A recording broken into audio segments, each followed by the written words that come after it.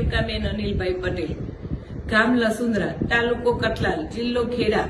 મારી દીકરી પલકબેન અનિલભાઈ પટેલ સવારે કોલેજ જવા નીકળી હતી. દરરોજ બપોરે 2 કે 3 વાગે પાછી આવે. એ પરત પાછી ન આવતા મેં એને ફોન કર્યો. ફોન લાગતો ન હતો, સ્વિચ ઓફ આવ્યો. તો સાંજે 2-3 વાગ્યા સુધી એનો 4 વાગ્યા સુધી ફોન સ્વિચ ઓફ આવ્યો. તો એમને શોધખોળ ચાલુ કરી.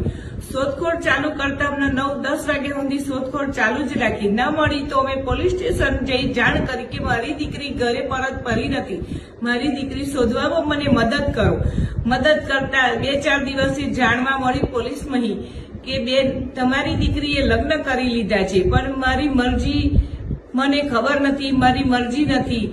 તો રબારી પિયુષભાઈ, દિલીપભાઈ એમની સાથે લગ્ન થઈ ગયા છે એવું મને જાણવા મળ્યું. તો પછી એ લગ્ન મને સ્વીકાર નથી અને રબારી સમાજના આગ્રણીય ઠાકર બાપાને મારે નમ્ર વિનંતી છે કે મારી દીકરી તમે પાછી આપો. તમારા બોલ તમે પકડી રાખો કે તમે જેવું કહેતા હતા કે કોઈ સમાજની દીકરી લેવી નહીં ને કોઈ સમાજની દીકરી આપવી નહીં, આપણા સમાજની દીકરી આપવી નહીં ને કોઈના સમાજની દીકરી લેવી નહીં.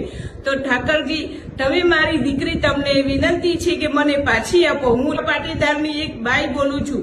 મારી દીકરી મને પાછી જ આપો, બસ એ જ મારી વિનંતી છે. તો જ તમે રબારી સમાજના ઠાકરજી ઘર ઘરની વીજળી સ્વયં બનાવવા આજે સે સોલારનો સંપર્ક કરો.